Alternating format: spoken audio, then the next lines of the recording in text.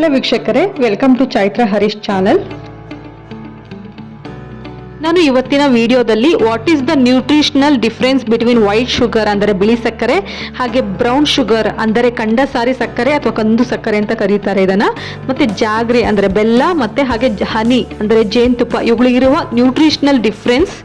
ಹಾಗೆ ಇದರಲ್ಲಿ ಯಾವುದು ಹೆಲ್ದಿ ಚಾಯ್ಸ್ ಅಂದರೆ ಆರೋಗ್ಯಕರ ಚಾಯ್ಸ್ ಯಾವುದು ಅಂತ ನೋಡೋದಾದ್ರೆ ಅಂದ್ರೆ ಶುಗರ್ಗೆ ಬೆಸ್ಟ್ ರಿಪ್ಲೇಸ್ಮೆಂಟ್ ಅಥವಾ ಬೆಸ್ಟ್ ಆಲ್ಟರ್ನೇಟಿವ್ ಯಾವುದು ಅಂತ ನಾನು ಇವತ್ತಿನ ವಿಡಿಯೋದಲ್ಲಿ ಸಂಪೂರ್ಣ ಮಾಹಿತಿ ಕೊಡ್ತಾ ಇದ್ದೀನಿ. ನೋಡಿ, ಈಗ ಕೆಲವೊಬ್ರು ಸ್ಟ್ರಿಕ್ಟ್ ಆಗಿ ಡಯಟ್ ಫಾಲೋ ಮಾಡ್ತಾ ಇರೋರು ಅಂದ್ರೆ ಡಯಾಬಿಟಿಕ್ ಇರುತ್ತಲ್ಲ, ಅಂದ್ರೆ ಶುಗರ್ ಇರೋರು ಈ ಸಕ್ಕರೆ ಬದಲಾಗಿ ಅಂದ್ರೆ ಸಕ್ಕರೆ ಆಲ್ಟರ್ನೇಟಿವ್ ಆಗಿ ಈ ಬೆಲ್ಲ ಅಥವಾ ಜೇನುತುಪ್ಪವನ್ನ ಯೂಸ್ ಮಾಡ್ತಾರೆ. ಇದು ಕಾಮನ್ ಆಗಿ ಎಲ್ಲರಿಗೂ ಗೊತ್ತಿರುವಂತಹದ್ದೇ. ಈಗ ಮೊದಲಿಗೆ ವೈಟ್ ಶುಗರ್ ಇಂದ ಸ್ಟಾರ್ಟ್ ಮಾಡ್ತಾ ಇದ್ದೀನಿ. ತುಂಬಾ ಜನಕ್ಕೆ ಗೊತ್ತಿರಬಹುದು, ಇಲ್ಲ ಗೊತ್ತಿಲ್ಲದೇನೂ ಇರಬಹುದು. ಶುಗರ್ ಅಂದ್ರೆ ಸಕ್ಕರೆನ ತಯಾರಿಸೋದು ಶುಗರ್ ಕೇನ್ ಇಂದ ಅಂದ್ರೆ ಕಬ್ಬಿನಿಂದ. ಕಬ್ಬನ್ನ ಯೂಸ್ ಮಾಡಿಕೊಂಡು ತುಂಬಾನೇ ಪ್ರೊಸೆಸ್ ಮಾಡಿ ಶುಗರ್ನ ತಯಾರಿಸಲಾಗುತ್ತೆ. ಈ ಸಕ್ಕರೆ ತಯಾರಿಸುವ ಪ್ರೊಸೆಸ್ ಅಲ್ಲಿ ತುಂಬಾನೇ ಹಂತಗಳಿರುತ್ತೆ. ಈ ಪ್ರೊಸೆಸ್ನ ಕ್ವಿಕ್ ಆಗಿ ಹೇಳಬೇಕು ಅಂದ್ರೆ ಮೊದಲು ಕಬ್ನ ಕಟಾವ್ ಮಾಡ್ತಾರೆ, ನಂತರ ಇದನ್ನ ಫ್ಯಾಕ್ಟರಿಗೆ ತಂದು ಕಬ್ನ ವಾಶ್ ಮಾಡಿ ನಂತರ ಈ ಕಬ್ಬನ್ನ ಗ್ರೈಂಡಿಂಗ್ ಮಿಷಿನ್ಗೆ ಹಾಕ್ತಾರೆ. ಈ ಗ್ರೈಂಡಿಂಗ್ ಮಿಷಿನ್ ಕಬ್ಬನ್ನ ಚೆನ್ನಾಗಿ ಹಿಂಡಿ ರಸವನ್ನ ತೆಗೆಯುತ್ತೆ. ನಂತರ ಸಿಪ್ಪೆ ಮತ್ತೆ ರಸ ಬೇರೆ ಬೇರೆ ಆಗುತ್ತೆ. ಕಬ್ಬಿನ ರಸವನ್ನ ಬಾಯ್ಲ್ ಮಾಡ್ತಾರೆ, ಅದು ಮತ್ತೆ ಫರ್ದರ್ ಕಾನ್ಸಂಟ್ರೇಷನ್ ಮಾಡ್ತಾರೆ, ಮತ್ತೆ ಕ್ಲಾರಿಫಿಕೇಶನ್ ಅಂದ್ರೆ ಇದರೆಲ್ಲ ಕಡ್ಡಿ ಕಸ ಎಲ್ಲ ರಿಮೂವ್ ಆಗುತ್ತೆ. ನಂತರ ಎವಾಪರೇಟಿಂಗ್ ಮಾಡ್ತಾರೆ, ಇಲ್ಲಿ ಮಾಯಿಶ್ಚರ್ ಇರುವಂತಹದೆಲ್ಲ ರಿಮೂವ್ ಆಗುತ್ತೆ. ನಂತರ ಸಿಗೋದೆ ನಮಗೆ ರಾ ಕ್ಯೂಬ್, ರಾ ಶುಗರ್ ಕ್ಯೂಬ್. ಈ ಒಂದು ಕ್ಯೂಬ್ ಮತ್ತೆ ಫರ್ದರ್ ಗ್ರೈಂಡ್ ಆಗುತ್ತೆ, ನಮಗೆ ಸಿಗುವಂತದ್ದೇ ಸಕ್ಕರೆ ಪುಡಿ. ನೋಡಿ, ಈ ಸಕ್ಕರೆ ತಯಾರಿಸುವ ಒಂದು ಸ್ಟೇಜ್ ಅಲ್ಲಿ ಅಂದ್ರೆ ಒಂದು ಹಂತದಲ್ಲಿ ಜಾಗ್ರಿ ಕೂಡ ತಯಾರಿಸಲಾಗುತ್ತೆ. ಈಗ ಗೊತ್ತಾಗಿರ್ಬೋದು ನಿಮ್ಗೆ ಶುಗರ್ ಮತ್ತೆ ಜಾಗ್ರಿ ಎರಡೂ ಕೂಡ ತಯಾರಾಗೋದು ಕಬ್ಬಿನಿಂದ ಅಂತ. ವೈಟ್ ಶುಗರ್ ಬೇಸಿಕಲಿಯೇ ಲಾಟ್ ಆಫ್ ಪ್ರೊಸೆಸ್ ಆಗಿ ಎಂಡ್ ಸ್ಟೇಜ್ ಅಲ್ಲಿ ಸಿಗುವಂತಹದ್ದು. ನೋಡಿ, ಅದರಿಂದ ಈ ಒಂದು ವೈಟ್ ಶುಗರ್ ನಲ್ಲಿ ಯಾವುದೇ ಒಂದು ಪೋಷಕಾಂಶ ಇರುವುದಿಲ್ಲ, ಯಾವುದೇ ಒಂದು ವೈಟಮಿನ್ಸ್ ಅಥವಾ ಮಿನರಲ್ಸ್ ಇರುವುದಿಲ್ಲ, ಯಾಕೆಂದ್ರೆ ಎಲ್ಲ ಪ್ರೊಸೆಸ್ ಟೈಮ್ ಅಲ್ಲೇನೆ ಹೊರಟೋಗ್ಬಿಟ್ಟಿರುತ್ತೆ. ಇನ್ನು ಸಿಂಪಲ್ ಆಗಿ ಹೇಳಬೇಕು ಅಂದ್ರೆ ಈ white sugar basically simple carbohydrate with no meaningful nutrition, ಅಂದ್ರೆ ಯಾವುದೇ ಒಂದು ಪೋಷಕಾಂಶಗಳು ಇಲ್ಲದ ಕೇವಲ ಕಾರ್ಬೋಹೈಡ್ರೇಟ್ ಇಂದ ತಯಾರಿಸಿದಂತ ಒಂದು ಪ್ರಾಡಕ್ಟ್. ಎರಡನೇದಾಗಿ ಬ್ರೌನ್ ಶುಗರ್, ಇದು ತುಂಬಾನೇ ಇಂಟ್ರೆಸ್ಟಿಂಗ್ ಟಾಪಿಕ್. ನೋಡಿ, ಈ ಡಯಾಬಿಟಿಕ್ ಇರೋ ಅಂಥವ್ರು ಅಥವಾ ಫಿಟ್ನೆಸ್ ಮೇಂಟೈನ್ ಡಯಟ್ ಫಾಲೋ ಮಾಡೋ ಅಂಥವ್ರು ಈ ವೈಟ್ ಶುಗರ್ ಬದಲು ಬ್ರೌನ್ ಶುಗರ್ನ ಯೂಸ್ ಮಾಡ್ತಾರೆ. ನಾನಿಲ್ಲಿ ಒಂದು ಕ್ಲಾರಿಫಿಕೇಶನ್ ಕೊಡ್ಲಿಕ್ಕೆ ಇಷ್ಟಪಡ್ತೀನಿ. ನೋಡಿ, ಶುಗರ್ ಕೇನಿಂದ ಶುಗರ್, ಅದೇ ರೀತಿ ಅದರ ಬೈ ಪ್ರಾಡಕ್ಟ್ ಆದಂತ ಮೊಲಾಸಿಸ್ ಅಂದ್ರೆ ಕಾಕಂಬಿ ಕೂಡ ಬರುತ್ತೆ. ಇದು ಪ್ರೊಸೆಸ್ ಟೈಮಲ್ಲಿ ಸಪರೇಟ್ ಆಗುತ್ತೆ, ಬಟ್ ಈ ಮೊಲಾಸಿಸ್ ಅಲ್ಲಿ ತುಂಬಾನೇ ನ್ಯೂಟ್ರಿಷನ್ ಇರುತ್ತೆ. ನೋಡಿ, ಫುಡ್ ಕಂಪ್ನೀಸ್ ಅಲ್ಲಿ ಬ್ರೌನ್ ಶುಗರ್ನ ಹೇಗೆ ಮಾಡ್ತಾರೆ ಅಂದ್ರೆ 95% ವೈಟ್ ಶುಗರ್ ಪ್ಲಸ್ 5% ಮೊಲಾಸಿಸ್ ನ ಮಿಕ್ಸ್ ಮಾಡಿ ಬ್ರೌನ್ ಶುಗರ್ನ ತಯಾರಿಸುತ್ತಾರೆ. ಈ 5% ಮೊಲಾಸಿಸ್ ಆಡ್ ಮಾಡೋದ್ರಿಂದ ಬ್ರೌನ್ ಶುಗರ್ ತುಂಬಾನೇ ಏನ್ ಪೋಷಕಾಂಶ ಸಿಗೋದಿಲ್ಲ, ಬಟ್ ಇದು ಬ್ರೌನ್ ಕಲರ್ ಇರೋದ್ರಿಂದ ಜನರಲಿ ಒಂದು ಹೆಲ್ದಿ ಪರ್ಸ್ಪೆಕ್ಟಿವ್ ಬರುತ್ತೆ. ಏನಪ್ಪಾ ಅಂದ್ರೆ ಇದು ಬ್ರೌನ್ ಕಲರ್ ಇದೆ, ಇದು ಸೊ ಹೆಲ್ತಿಗೆ ತುಂಬಾ ಒಳ್ಳೇದು ಅನ್ನೋ ಒಂದು ಪರ್ಸ್ಪೆಕ್ಟಿವ್ ಬಿಲ್ಡ್ ಆಗುತ್ತೆ. ಅಲ್ಲದೆ ಇದ್ರ ಪ್ರೈಸ್ ಕೂಡ ವೈಟ್ ಶುಗರ್ಗೆ ಕಂಪೇರ್ ಮಾಡಿದ್ರೆ ಜಾಸ್ತಿನೇ ಇರುತ್ತೆ. ಈಗ ಮೂರನೇದಾಗಿ ಜಾಗ್ರಿ ಅಂದ್ರೆ ಬೆಲ್ಲ. ನೋಡಿ, ಸಕ್ಕರೆ ಪ್ರೊಸೆಸಿಂಗ್ ಹೇಗೆ ನಡೆಯುತ್ತೋ ಸೇಮ್ ಪ್ರೊಸೆಸ್ ಬೆಲ್ಲ ತಯಾರಿಕೆಯಲ್ಲೂ ಕೂಡ ನಡೆಯುತ್ತೆ. ಬಟ್ ಬೆಲ್ಲ ತಯಾರಿಸಬೇಕಾದ್ರೆ ಈ ಮೊಲಾಸಿಸ್ ಅಂದ್ರೆ ಕಾಕಂಬಿನ ಸಪರೇಟ್ ಮಾಡೋದಿಲ್ಲ. ಹಾಗಾಗಿ ಈ ಬೆಲ್ಲ less processed plus more nutritious ಅಂತಾನೆ ಹೇಳ್ಬೋದು. ಸಿಂಪಲ್ ಆಗಿ ಹೇಳ್ಬೇಕಂದ್ರೆ jaggery is A unrefined sugar with simple carbohydrate plus few meaningful nutrients. ಹಾಗಾದ್ರೆ ಈ ಬೆಲ್ಲದ ಒಂದು ನ್ಯೂಟ್ರಿಷನ್ ಚಾರ್ಟ್ ನೋಡೋದಾದ್ರೆ ನಮಗೆ 100 ಗ್ರಾಮ್ ಬೆಲ್ಲದಲ್ಲಿ 11 ರಿಂದ 13 ಮಿಲಿಗ್ರಾಮ್ನಷ್ಟು ಐರನ್ ಅಂಶ ಸಿಗುತ್ತೆ. ಹಾಗೆ 70 ರಿಂದ 90 ಮಿಲಿಗ್ರಾಮ್ನಷ್ಟು ಮೆಗ್ನೀಷಿಯಂ, ಮತ್ತೆ 900 ರಿಂದ 1100 ಮಿಲಿಗ್ರಾಮ್ನಷ್ಟು ಪೊಟ್ಯಾಷಿಯಂ, 0.2 ಇಂದ 0.5 ಮಿಲಿಗ್ರಾಮ್ನಷ್ಟು ಮ್ಯಾಂಗನೀಸ್ ಅಂಶ ಈ ಒಂದು 100 ಗ್ರಾಮ್ ಬೆಲ್ಲದಿಂದ ಸಿಗುತ್ತೆ. ಹಾಗಾದ್ರೆ ಇಷ್ಟೊಂದು ಪೋಷಕಾಂಶ ಬೆಲ್ಲದಲ್ಲಿ ಇದೆ ಅಂತ ದಿನಕ್ಕೆ 100 ಗ್ರಾಮ್ ಬೆಲ್ಲ ತಿನ್ನೋದಿಕ್ಕಾಗುತ್ತಾ? ಖಂಡಿತವಾಗಿಯೂ ಇಲ್ಲ. ಯಾಕೆಂದ್ರೆ ಇದರಲ್ಲಿ ಗ್ಲೈಸೆಮಿಕ್ ಇಂಡೆಕ್ಸ್ ಶುಗರ್ಗೆ ಕಂಪೇರ್ ಮಾಡಿದ್ರೆ ಸ್ವಲ್ಪ ಜಾಸ್ತಿನೇ ಇರುತ್ತೆ. ಹಾಗಾಗಿ ಈ ಒಂದು ಶುಗರ್ ಇಂದ ಅಂದ್ರೆ ಮಧುಮೇಹದಿಂದ ಬಳಲ್ತಿರುವವರಿಗೆ ಅತಿಯಾದ ಬೆಲ್ಲ ಸೇವನೆಯಿಂದ ದೇಹದಲ್ಲಿ ಶುಗರ್ ಲೆವೆಲ್ ಜಾಸ್ತಿ ಆಗೋ ಸಾಧ್ಯತೆ ತುಂಬಾನೇ ಇರುತ್ತೆ. ನಾಲ್ಕನೇದಾಗಿ ಹನಿ ಅಂದ್ರೆ ಜೇನುತುಪ್ಪ. ನಾನಿಲ್ಲಿ ಹೇಳ್ತಾ ಇರೋದು ಪ್ಯೂರ್ ಅಂದ್ರೆ ಶುದ್ಧವಾದ ಜೇನುತುಪ್ಪದ ಬಗ್ಗೆ. ಜೇನುನೊಣಗಳು ಅಂದರೆ ಹನಿ ಬೀಸ್ ಹೂವಿನಲ್ಲಿರುವಂತಹ ಮಕರಂದವನ್ನು ಹೀರ್ತವೆ.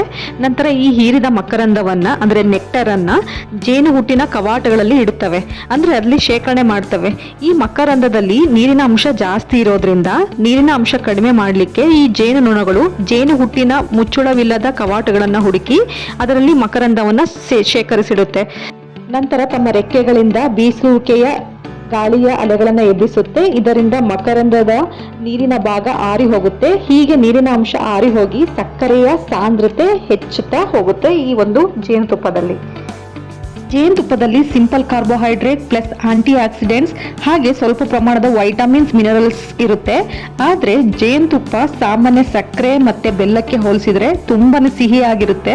ಏಕೆಂದ್ರೆ ಜೇನುತುಪ್ಪದಲ್ಲಿ ಫ್ರುಕ್ಟೋಸ್ ಎಂಬ ಶುಗರ್ ಅಂಶ ಅಧಿಕವಾಗಿರುತ್ತೆ.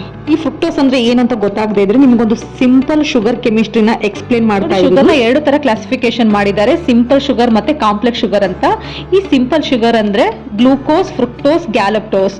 ಈ ಗ್ಲೂಕೋಸ್ ಮತ್ತೆ ಗ್ಯಾಲಕ್ಟೋಸ್ಗೆ ಕಂಪೇರ್ ಮಾಡಿದ್ರೆ ಫ್ರುಕ್ಟೋಸ್ ತುಂಬಾನೇ ಸಿಹಿಯಾದ ಶುಗರ್ ಅಂಶ. ನಾವು ಪ್ರತಿದಿನ ಸೇವಿಸುವ ಆಹಾರ ಗ್ಲೂಕೋಸ್ ಆಗಿ ಕನ್ವರ್ಟ್ ಆಗಿ ನಮ್ಮ ದೇಹಕ್ಕೆ ಎನರ್ಜಿ ಅಂದರೆ ಶಕ್ತಿನ ಕೊಡುತ್ತೆ. ಫ್ರುಕ್ಟೋಸ್ ಇದು ಹಣ್ಣುಗಳಲ್ಲಿ ಮತ್ತು ಜೇನುತುಪ್ಪದಲ್ಲಿ ಸಿಗುವಂತಹ ಸಿಂಪಲ್ ಶುಗರ್ ಅಂಶ. ಹಾಗೆ ಹಾಲಿನಲ್ಲಿ ಸಿಗುವಂತಹದ್ದು ಗ್ಯಾಲಕ್ಟೋಸ್ ಶುಗರ್ ಅಂಶ. ಈಗ ನಿಮಗೆ ಗೊತ್ತಾಗಿರ್ಬೋದು, ಜೇನುತುಪ್ಪದಲ್ಲಿ ಸಿಗುವಂತಹದ್ದು ಫ್ರುಕ್ಟೋಸ್, ಹಾಗೆ ಸಕ್ಕರೆ ಮತ್ತು ಬೆಲ್ಲದಲ್ಲಿ ಸಿಗುವಂತಹದ್ದು ಸುಕ್ರೋಸ್. ಅಂದರೆ 1 molecule of glucose plus 1 molecule of fructose ಸೇರಿದಾಗ ಆಗುವಂತಹದ್ದೇ ಸುಕ್ರೋಸ್. ನೋಡಿ, ಈ ಸುಕ್ರೋಸ್ ಫಾರ್ಮ್ ಅಲ್ಲಿ ನಾವು ದಿನನಿತ್ಯ ಸಕ್ಕರೆ ಮತ್ತು ಬೆಲ್ಲವನ್ನು ನಾವು ದೇಹಕ್ಕೆ ಸೇವಿಸುವಂತಹದ್ದು. ಮಾರ್ಕೆಟ್ ಅಲ್ಲಿ ಸಿಗೋ ಎಷ್ಟೊಂದು ಬ್ರ್ಯಾಂಡ್ ಹನಿಯಲ್ಲಿ ಈ ಒಂದು ಆಡೆಡ್ ಶುಗರ್ ಇರುತ್ತೆ. ಅಂದ್ರೆ ಶುಗರ್ ಜೊತೆಗೇನೆ ಈ ಹನಿನ ಕಲಬೆರಕೆ ಮಾಡಿರ್ತಾರೆ. ಇನ್ವೆಸ್ಟಿಗೇಷನ್ ಪ್ರಕಾರ 13 ಹನಿ ಬ್ರ್ಯಾಂಡ್ ಅಲ್ಲಿ 10 ಹನಿ ಬ್ರ್ಯಾಂಡು ಪ್ಯೂರಿಟಿ ಟೆಸ್ಟ್ ಫೇಲ್ ಆಗಿದೆ. ಅಂದ್ರೆ ಹನಿಯ ಶುದ್ಧತೆ ಟೆಸ್ಟ್ ಅಲ್ಲಿ ಫೇಲ್ ಆಗಿದೆ. ಅಂದ್ರೆ ಈ ಒಂದು ಹನಿ ಕಲಬೆರಕೆ ಆಗಿರುವಂತಹ ಒಂದು ಇನ್ವೆಸ್ಟಿಗೇಷನ್ ರಿಪೋರ್ಟ್ ವರದಿಯಾಗಿದೆ ಅಂತ. ನಿಮ್ಗೀಗ ಗೊತ್ತಾಗಿರ್ಬೋದು ನಮ್ಗೆ ಎಷ್ಟು ಶುದ್ಧವಾದ ಹನಿ ಸಿಗ್ತಾ ಇದೆ ಮಾರ್ಕೆಟ್ ಅಲ್ಲಿ ಅಂತ. ನೆಕ್ಸ್ಟ್ ಕ್ಯಾಲೋರಿ ಇಂಟೇಕ್ ನೋಡೋದಾದ್ರೆ ನಮಗೆ 100 ಗ್ರಾಮ್ ವೈಟ್ ಶುಗರ್ ಅಲ್ಲಿ 390 ಕ್ಯಾಲೋರಿ ಸಿಗುತ್ತೆ. ಹಾಗೆ 100 ಗ್ರಾಮ್ ಬ್ರೌನ್ ಶುಗರ್ ಅಲ್ಲಿ 375 ಕಿಲೋ ಕ್ಯಾಲೋರಿ ಆದ್ರೆ 100 ಗ್ರಾಮ್ ಬೆಲ್ಲದಲ್ಲಿ 380 ಕಿಲೋ ಕ್ಯಾಲೋರಿ, ಹಾಗೆ 100 ಗ್ರಾಮ್ ಹನಿಯಲ್ಲಿ 340 ಕ್ಯಾಲೋರಿ ನಮಗೆ ಸಿಗುತ್ತೆ.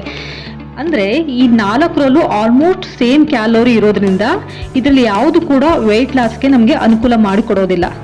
ಈಗ ನಿಮಗೆ ಗೊತ್ತಾಗಿರ್ಬೋದು, ವೇಟ್ ಲಾಸ್ ಡಯಟ್ ಫಾಲೋ ಮಾಡ್ತಾ ಇರೋರು ಈ ಸಕ್ಕರೆ ಬದಲು ಜಾಗ್ರಿ ಅಥವಾ ಹನಿ ಯೂಸ್ ಮಾಡ್ತಾ ಇದ್ರೆ ಪ್ಲೀಸ್ ನೋಟ್ ದಿಸ್. ನೆಕ್ಸ್ಟ್ ನೋಡೋದಾದ್ರೆ ಈ ಗ್ಲೈಸೆಮಿಕ್ ಇಂಡೆಕ್ಸ್. ನೋಡಿ, ತುಂಬಾ ಜನಕ್ಕೆ ಗ್ಲೈಸೆಮಿಕ್ ಇಂಡೆಕ್ಸ್ ಅಂದ್ರೆ ಕೇಳಿರ್ತಾರೆ, ಬಟ್ ಎಕ್ಸಾಕ್ಟ್ ಆಗಿ ಗ್ಲೈಸೆಮಿಕ್ ಇಂಡೆಕ್ಸ್ ಅಂದ್ರೆ ಏನು ಅಂತ ಗೊತ್ತಿರೋದಿಲ್ಲ. ನಾನು ಇವತ್ತು ಅದನ್ನ ಸಿಂಪಲ್ ಆಗಿ ಎಕ್ಸ್ಪ್ಲೇನ್ ಮಾಡ್ತಾ ಇದ್ದೀನಿ. ಗ್ಲೈಸೆಮಿಕ್ ಇಂಡೆಕ್ಸ್ ಅಂದ್ರೆ ಗ್ಲೈಸೆಮಿಕ್ ಸೂಚ್ಯಾಂಕ ಒಂದು ಸಂಖ್ಯೆಯ ಮಾಪಕವಾಗಿದ್ದು ನಾವು ದಿನನಿತ್ಯ ಸೇವಿಸುವ ಆಹಾರದಲ್ಲಿರುವ ಕಾರ್ಬೋಹೈಡ್ರೇಟ್ಸ್ ದೇಹದಲ್ಲಿ ಗ್ಲೂಕೋಸ್ ಆಗಿ ಎಷ್ಟು ವೇಗವಾಗಿ ಪರಿವರ್ತನೆಗೊಳ್ಳುತ್ತದೆ ಎಂಬುದನ್ನು ಮೌಲ್ಯಮಾಪನ ಮಾಡಲು ಬಳಸಲಾಗುತ್ತದೆ. ಇದು ಬಹಳ ಮುಖ್ಯ, ಏಕೆಂದರೆ ಮಧುಮೇಹಿಗಳ ಕಾರ್ಬೋಹೈಡ್ರೇಟ್ ಸೇವನೆಯನ್ನು ನಿಯಂತ್ರಿಸುವ ಪ್ರಾಮುಖ್ಯತೆಯನ್ನು ತಿಳಿದಿದೆ. ಮತ್ತೆ ವಿಭಿನ್ನ ಆಹಾರಗಳಲ್ಲಿನ ಕಾರ್ಬೋಹೈಡ್ರೇಟ್ ದೇಹದಲ್ಲಿ ವಿಭಿನ್ನ ವೇಗದಲ್ಲಿ ಹೀರಲ್ಪಡುತ್ತದೆ. ಅಂದರೆ ಒಂದು ಆಹಾರದಲ್ಲಿ ಕಡಿಮೆ ಗ್ಲೈಸೆಮಿಕ್ ಇಂಡೆಕ್ಸ್ ಹೊಂದಿದ್ದರೆ ಆ ಆಹಾರ ಸೇವನೆಯಿಂದ ರಕ್ತದಲ್ಲಿನ ಸಕ್ಕರೆ ಮಟ್ಟದ ಪರಿಣಾಮವು ಕಡಿಮೆ ಇರುತ್ತದೆ ಎಂದರ್ಥ. ಗ್ಲೈಸೆಮಿಕ್ ಇಂಡೆಕ್ಸ್ ವರ್ಗೀಕರಣ ಈ ರೀತಿ ಇರುತ್ತದೆ. ನಂಬರ್ ಬಿಟ್ವೀನ್ 0 to 100 ಸ್ಕೇಲಿಂಗ್ ಇರುತ್ತೆ. 55ಕ್ಕಿಂತ ಕೆಳಗಿನ ಮೌಲ್ಯ ಅಂದರೆ ಕೆಳಗಿನ ಗ್ಲೈಸೆಮಿಕ್ ಇಂಡೆಕ್ಸ್ ಇದ್ದರೆ ಅದು ರಕ್ತದಲ್ಲಿನ ಸಕ್ಕರೆ ಮಟ್ಟದ ಪರಿಣಾಮ ಕಡಿಮೆ ಇರುತ್ತದೆ ಎಂದರ್ಥ. 56ರಿಂದ 69 ಮೌಲ್ಯ ಇದ್ದರೆ ಮಧ್ಯಮ ಪರಿಣಾಮ ಬೀರುತ್ತೆ. ಹಾಗೆ 70ಕ್ಕಿಂತ ಹೆಚ್ಚಿನ ಮೌಲ್ಯವಿದ್ದರೆ ಹೆಚ್ಚಿನ ಒಂದು ಗ್ಲೈಸೆಮಿಕ್ ಇಂಡೆಕ್ಸ್ ಹೊಂದಿರುತ್ತದೆ. ಅಂದ್ರೆ ಇದು ಹೆಚ್ಚು ಇಂಪ್ಯಾಕ್ಟ್ ಮಾಡುತ್ತದೆ ಅಂತ. ಅಂದ್ರೆ ಈಗ ಸಡನ್ ಆಗಿ ಶುಗರ್ ಸ್ಪೈಕ್ ಆಗುತ್ತೆ ಅಂತಾರಲ್ಲ, ಅವರಲ್ಲಿ ಈ ಒಂದು 70ಕ್ಕಿಂತ ಹೆಚ್ಚಿನ ಒಂದು ಗ್ಲೈಸೆಮಿಕ್ ಇಂಡೆಕ್ಸ್ ಇದ್ದಾಗ ಆ ರೀತಿ ಆಗುತ್ತೆ.